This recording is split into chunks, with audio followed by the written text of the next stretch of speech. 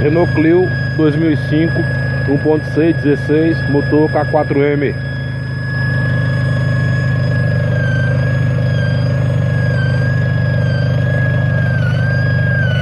Alguém aí tem noção do que pode ser esse barulho?